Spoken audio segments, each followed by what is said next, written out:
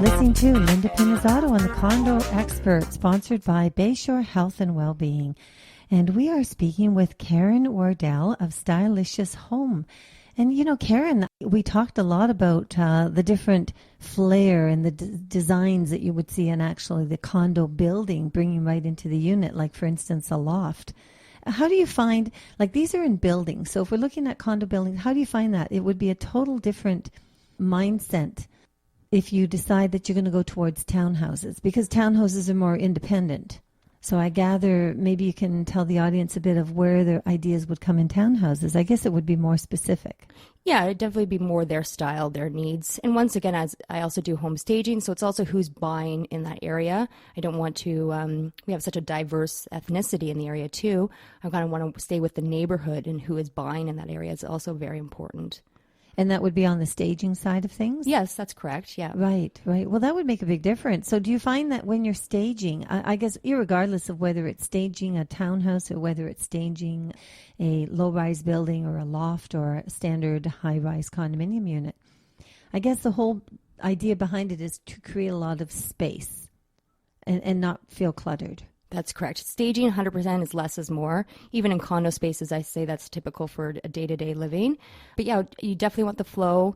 Less is more. So having those multi-purpose items, ottomans for side tables, things like that, just so that the flow, they don't feel cluttered. You always want to declutter and organize like closet spaces and also your cabinets and vanities and things like that, because storage is so important in these smaller spaces.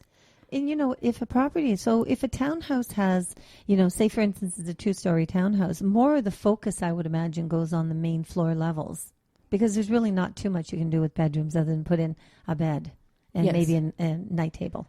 Yes, definitely. Yes. The issue with some of the townhouses here in Toronto is that the accessibility on the second or even third floor, first of all, it's the amount of stairs that you're going up, but it's also the box springs. You got to think, if you're going to do a queen or a king size bed, the box spring's not going to get upstairs. So you have to really think of that. Some of the corridors are pretty tight, and it's also bending up to the second floor that tends to be the issue. So, but yes, to answer your question, I'd say the living space is the first thing you see when you walk in, and it should flow from room to room. It shouldn't be very kind of mismatchy and you know, just different item or different decor in different rooms. It should flow from, you know, from the front door all the way up to the master. Well, I know of a property many years ago. This is actually a funny story. Many years ago, I had gone into it was actually a detached home. But I got to tell you the story because it was staged. Okay. I don't know who staged it, but seriously, that one was not the best.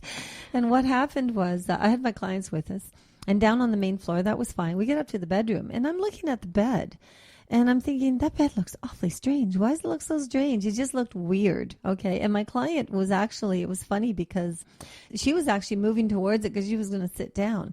And next thing you know, I said, whoa, wait a second, hold on. So I lifted up the bedspread, and guess what the bed mattress was made out of? Boxes. Oh, really? They'd gone and gotten a bunch of boxes, oh, wow. Okay? And most of the boxes were all, you know, about the same size. About the same size. About. So it wasn't like it was really lumpy or anything. The right. bed just looked weird. Right. You know, like it just looked really strange. And probably because it didn't have the round, it had the squared on the sides. I don't know. I mean, it just looked strange. But what they did was, like, that might be a liability. I don't know. That sounds dangerous. Do people sit on it? If people do want to empty boxes. If people do want to save a little bit money on the, you know, renting of a mattress, they can do a blow up bed. But sometimes if someone's not going there every 2 days to blow it up, 2 weeks later it's kind of sad looking, and you can tell that it's a blow-up bed. So that's true too, yeah, because they start to lose out some of their air sometimes, so that's not going to work. And you're only going to be saving, you know, $20, $30, and I don't think that's a big issue. The one thing I did want to speak about today is that when you are staging a condo or a townhouse, a lot of people think if it's empty, it'll actually look bigger, which that is definitely not the case. So if you have a master bedroom in a condo and it's vacant, it's very crucial to staged. So if people walk in there and be like, can a queen-size bed fit in here? You've lost buyers right away. They're going to walk out. So if a queen size bed can fit in there, make sure that you are putting a queen size bed in there so people can visualize living in that space. You know, that's a really good point, because they do. It's especially, you know, some of these condominiums, they have a very interesting design because they're closets. They'll have one closet on one side of the bed, and then they're going to have another closet on the other side of the bed, and then they have the space in the center. And that's, of course, where your bed's supposed to go. I can't tell you how many times I've gone in there and we're standing there, don't have measuring tape, and we're wondering whether or not a queen could actually fit in there because visually it doesn't look it. Right. What's the dimensions? So what's it, 45 inches, I think, for a double, and 40, I can't remember what it is. But I think, like, you're talking about an extra 6 inches, maybe. Right, for sure. I think it's like 6 to 8 inches, thereabouts, whatever, to go from a double then to a queen. Right. Yeah, and visually you can't pick it up. No. It's impossible to. Yeah, and yeah, if it's empty, it looks smaller. So you want to stage it. And as I said to you before, when you are staging, if you did go for the blue or the really heavy accents, you want to paint it out to a natural linen color, and then add decor pieces that are glass, silver, or mirrored, so they bring the light throughout the room and actually make the room look bigger instead of really heavy, thick decor pieces and a heavy, thick kind of paint color, which would make the room look smaller. So, you know, mirrors. I mean, mirrors are ideal. I see mirrors over top of the sofas all the time. You know, like that seems to be a real key spot. Mm-hmm. And definitely, you know, in the dining area. The dining area as well. Yeah. Anything that bring in the more natural light, and it reflects the, you know, the visual space as well. So it will make the room look bigger. You know which ones are really nice is those floor mirrors. You know, just the ones that you sit on the corner someplace and just and maybe even put something in front of it. Right. You know, those are really pretty. Yep. Mind you, I have one in myself. So I admit I like them. That's why I went out and bought one. But I really like them because I think that, you know, you can move them anywhere you want. Like, so in other words, it's not like you're going to have a hole in your wall. Right. And you don't want to move your other mirror. But that one, you can pretty much position if you decide you want it in your bedroom sometimes. You can put it in your living room sometimes, your dining room. Like, you can move it around. Right. At the end of the hallway or whatever. Yeah, yeah. The key thing with those is having them substantial. You don't want like a little thin frame or a small kind of mirror, like a 18-inch by 5 feet. You want a thick frame, a thick mirror. Sorry, and just really substantial. Because if not, it just kind of looks hokey and like a little mirror in the corner that you just put there. But those substantial ones, you're like, you probably can't even hang it on the wall. That's why it's leaning on the floor. The one I have, my husband has to pick up because I can't. It's way too heavy. But no, absolutely, because it needs to have some substance to it. Definitely. Otherwise, I guess it can't hold its own just sitting there by itself. Yes. Yeah. You know, let's concentrate. You know, the kitchen area. A lot of people, like most condominiums today, they will have the built-in microwaves, thank God, because I mean, you're just so limited with counter space. I think if somebody's buying new construction, that's something that they really should pay attention to. Definitely. And even working with, potentially if you're, building the condo, working with the condo board to get those accessories or those little extra things, because those will go a long way when you're living in the space, or even going into some of those organizational places and getting drawer organizers and cabinet organizers for your pots and pans and dishes and sorts, because that will really maximize the space then versus having just one big cabinet where all your 7 pots and pans are sitting in. Well, I think a lot of times you'll probably find yourself interacting with some of the trades that are involved in closet organizers and so on while you're working on a particular unit with your clients in order to just give them advice of which way to go with it all. Definitely. Well, I definitely have experience in closet design. So usually in condos, I recommend having a good closet organizer. It can eliminate a dresser in the bedroom and can allow 2 people to share, a relatively small walk-in closet where you can utilize the double hang, have a small section for your long hang, some of the dresses that you have, and having the accessories like the belt, scarf, and tie racks that can keep all those little smaller knickknacks kind of organized and not taking up a huge basket space on one of the shelves in the closet. Well, that makes a big difference because most of the time, like for instance, if you take a 1-bedroom condominium, they'll have a closet as you come in the entrance somewhere. And then really the only other closet you're going to see is in the master bedroom. And then to be quite honest, if you're at studio, forget it. You just got one closet. That's right. And you may have a laundry room that actually has an area in front of where the washer dryer is, but sometimes that can be utilized, sometimes it can't because you got to still access the machine. That's correct. Yeah. So what do?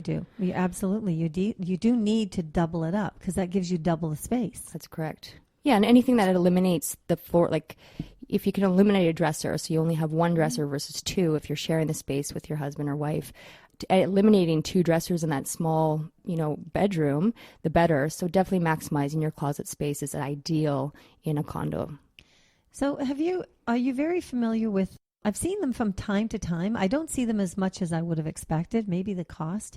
But, there's beds that have either the dressers, drawers that are under the mattresses. And then I know at the home show, they had one bed where you could literally lift up and then the entire thing underneath the bed. Yes. Yeah.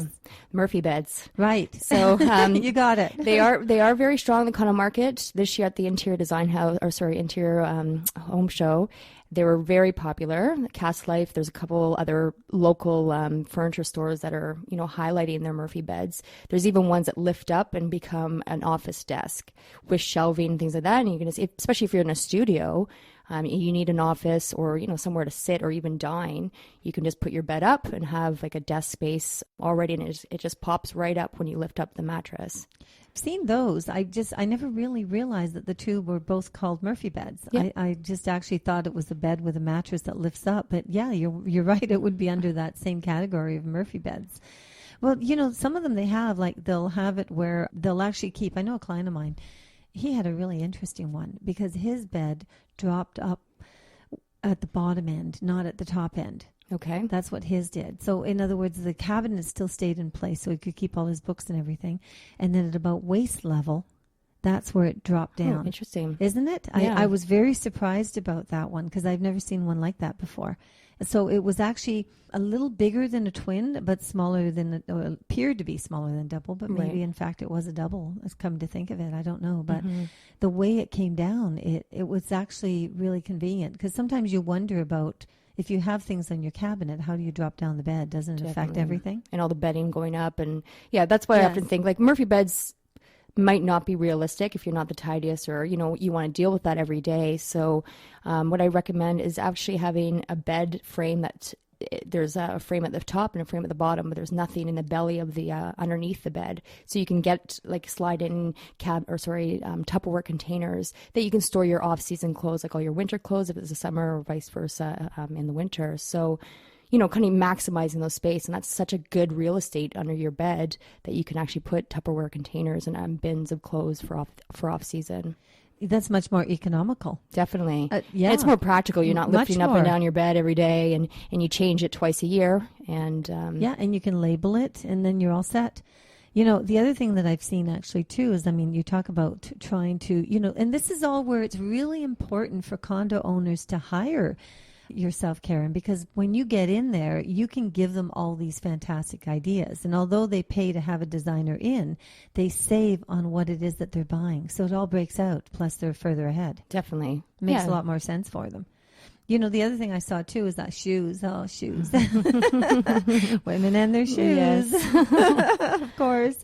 And there you go. So if you got some sliding doors, sliding mirror doors in your master bedroom in that one closet, and then you do have your organizers, you have no place for your shoes. Yes. So that's something to deal with unless you're going on the back of the door. You know what I saw last week? It was funny, is that boxes, because you mentioned boxes, there was a shelving unit way above your height of, yourself. So in other words, if you're 8 feet, the ceiling is 8 feet. These were about 7 feet up, maybe 6.5 feet up. The husband made this shelving unit, and on there was all the boxes. Okay. And then he had just that little step stool that you buy like at Canadian Tire or whatever. Right. And he had all these boxes for her. So then she had all her shoes labeled as to where they were and different other amenities, other things that she needed. Right. And it was really convenient. It's like, creating a whole other drawer of a dresser up on your wall. That's close correct. to the ceiling. It was great. Yeah, I usually recommend people do the clear Tupperwares. Even if you don't have the clear, if you want to use the shoe boxes that they come in, you take a picture of your shoe and have it in the front. But if you do have the space to put it on shelves, or if you are getting a closet organizer, working with the designer, there's nothing worse than having a shelf that 2.5 pairs of shoes fit on, or 3 pairs of shoes. So when you are designing your closet space, I'd actually recommend lining up 3 or 4 pairs of your shoes and having that as your shelf width, and then adjusting the difference on your hanging, because you can always have a 24.5-inch hanging section, but you can only have a 24-inch, exactly 24-inch for your shelving. So, working with the designer, I can tell you the kind of the what ifs and kind of what to look for when you're designing your closet space. Well, especially too, if it's people that, say for instance, somebody's living in a big house and now they're downsizing. Oh man, that must be a real nightmare for you, because I mean they don't want to give certain things up. They know they have to, and it's a matter of trying to put the whole thing together. So if somebody's going from a 2,000 square foot home, and now all of a sudden they're going into a 700 square foot condominium, Right. that has got to be tough. Definitely. Furniture, clothing, shoes, everything has to be downsized.